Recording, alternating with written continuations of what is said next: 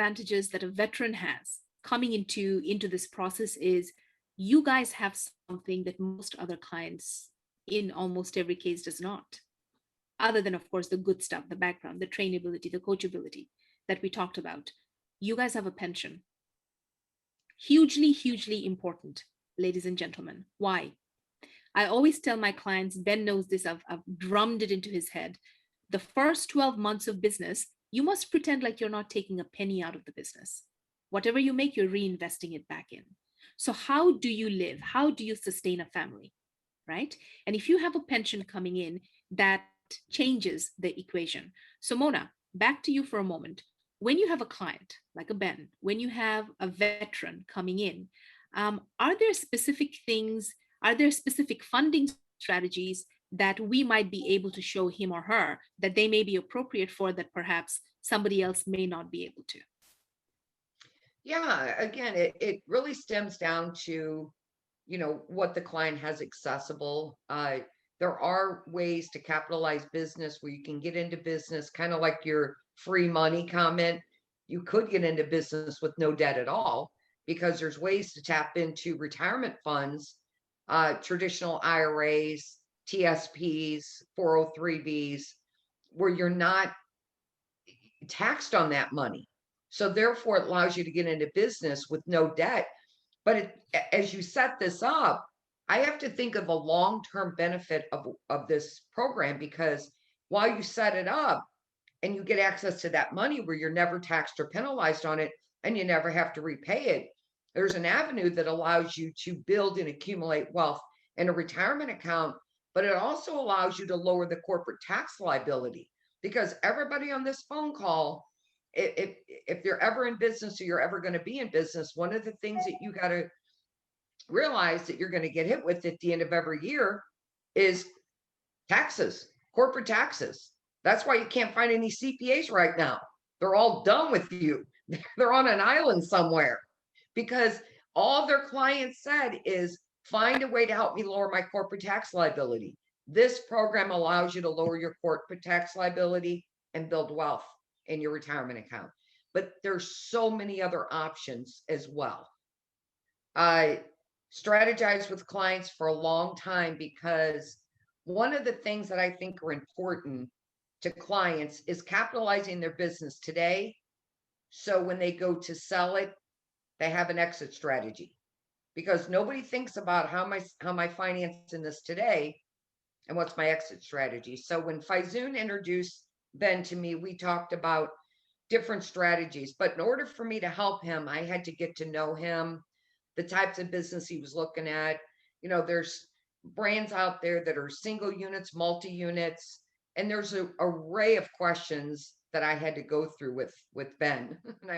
Because most of my clients I can find funding for. If I know what my client has accessible, then I can strategize with them on ways for them to capitalize it.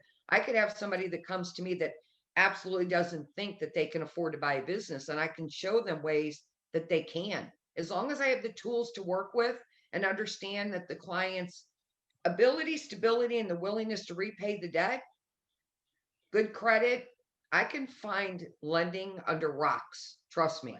Because I think the misconception a lot of people have is the bank wants them to use their own money before the bank gives them money. That's not true.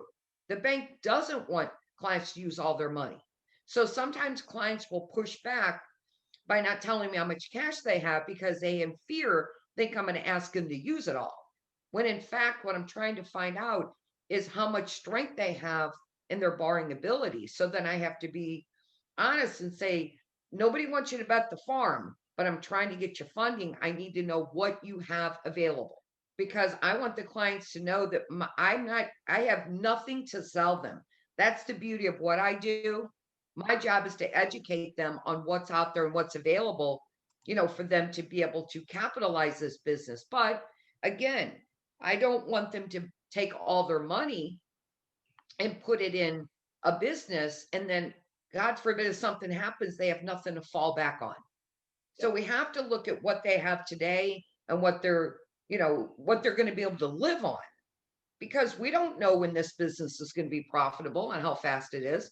every brand's different, and every franchisee is different on how they run their business. When you've got a client that's talking to you about a franchise, that investment is 50,000 or a half a million, financing that brand is a long journey of what is best for that client. Is it, using retirement funds? Is it using cash? Is it securing a loan against a stock portfolio that is quite inexpensive, it's cheap right now? Doing a refinance with a cash out is incredible for rates right now. So the good thing is I don't have anything to sell them, but based on how I educate them depends on where I take them for their funding. I could have a conversation with a client and it's clear they don't need to go down the funding path.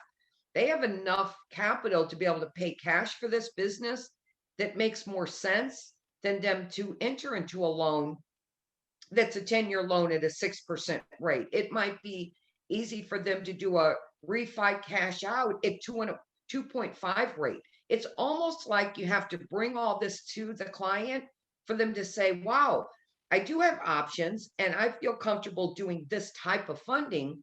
And Mona did a great job of like educating me because I didn't realize how many options were out there. But I mean, we looked at the SBA loans, we looked at the ROBs for the rollovers, we looked at private private loans, personal loans, and so I was fortunate enough to be in a situation where with Fibernew, the startup costs, that was another attractive option with Fibernew, and I'm sure there may be others out there as well.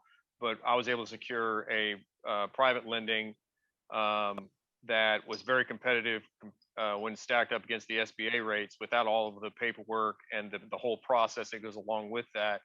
And we were able to secure funding fairly quickly. So, and it's pretty affordable. I mean, I think, I can speak me personally, like all in, and I had to buy, I went ahead and bought a vehicle for the franchise, but all in, I was $130,000. So, I mean, it's franchise. Everybody thinks of franchises if they haven't really looked at them much, and Faizun does a great job of educating you on the different franchises and their options.